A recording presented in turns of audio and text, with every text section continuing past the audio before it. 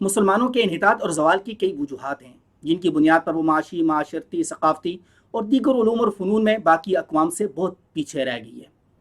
آج ان میں سے 3 بڑی اہم وجوہات اور اسباب کا میں تذکرہ کرنے لگا ہوں جن کو ڈیل کیے بغیر مسلمان اپنا کھویا ہوا مقام حاصل نہیں کر سکتے۔ نمبر 1،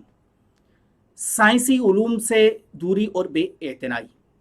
کسی بھی قوم کے عروج اور اس کی ترویج کا تعلق علوم اور فنون کی ترویج کے ساتھ ہوتا ہے، اور سائنس علم کی وہ امپورٹنٹ برانچ ہے جس کا تعلق انسانی صحت، جدید آلات حرب، ایجادات، زراعت اور دیگر انسانی آسائشوں اور سہولتوں کے ساتھ ہوتا ہے۔ افسوس کے ساتھ یہ کہنا پڑتا ہے مسلمانوں نے نہ صرف ایک عرصے تک اس علم کو نہ صرف نظر انداز کیا بلکہ بعض علماء نے اس علم کو الحاد اور اسلام سے دوری کا سبب قرار دے دیا، جس کی بنیاد پر مسلمانوں کا ایک بڑا طبقہ سائنسی علوم سے متنفر ہو گیا، جبکہ دوسری جانب یورپ میں سائنسی علوم ترقی پاتے چلے گئے اور انہوں نے ایجادات کے انبار لگا دیے، اور مسلمانوں نے اپنے تئیں یہ اخذ کر لیا کہ وہ ذہنی اور فکری اعتبار سے اہل یورپ سے کم تر ہیں، اور یہ احساس کمتری ان کی ترقی میں ایک بڑی رکاوٹ بن گیا۔ اسی وجہ سے جدید علمی تحقیقات اور سائنسی ایجادات میں مسلمانوں کا شیئر نہ ہونے کے برابر ہے۔ نمبر 2، آزاد سائنٹیفک علمی تحقیقات سے دوری۔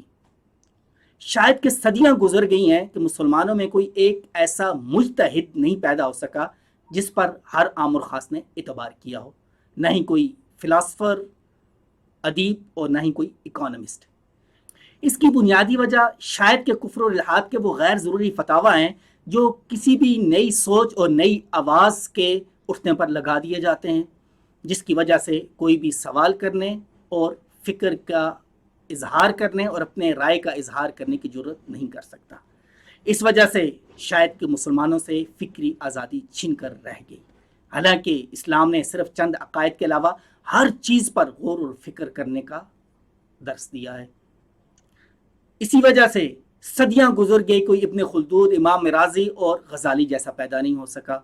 اور شاید پچھلی صدی کا اگر آپ بغور جائزہ لیں تو مفتی محمد عبدہ، علامہ اقبال اور سید مودودی کے علاوہ کوئی شاذ و نادر ہی آپ کو نظر آئے گا جس نے اسلامی تہذیب اور تمدن اور اسلامی تاریخ پر اٹھنے والے سوالات کا سائنٹیفک طریقے سے جواب دیا ہو۔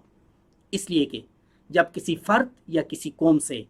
ذہنی آزادی، فکر کی آزادی اور سوال کرنے کی طاقت چھن جائے، وہ ذہنی طور پر اپاہج ہو جاتی ہے اور وہ ترقی کرنا اس سے کوسوں دور چلا جاتا ہے۔ نمبر 3،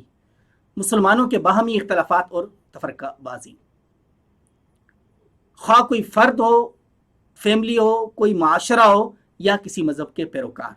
جب وہ فکری انتشار کے ساتھ ساتھ باہم دست و گریباں بھی ہو جائیں تو وہ کبھی بھی کوئی قابل فخر کارنامہ سر انجام نہیں دے سکتے۔ ابتدا میں جو چاروں فقہی مذاہب ہیں ان کی بنیاد آزاد علمی تحقیق اور اصول فقہ پر تھی، اور اس کا مقصد مسلمانوں کے لیے آسانیاں پیدا کرنا تھا، لیکن آہستہ آہستہ یہ مقاصد ختم ہوتے چلے گئے۔ آج کسی جماعت نے صرف چند فقہی مسائل کو اپنی پہچان بنا لیا اور کسی مقدس ہستی کی طرف اپنے آپ کو منسوب کر تبدیل ہوتے ہیں۔ امید ہے کہ آپ کو یہ ویڈیو پسند آئی ہوگی۔ اگر پسند آئی ہے اس کو لائک اینڈ شیئر کیجیے گا، ہمارے یوٹیوب چینل کو سبسکرائب اور فیس بک پیج کو فالو کیجیے گا۔ تھینک یو، فی امان اللہ۔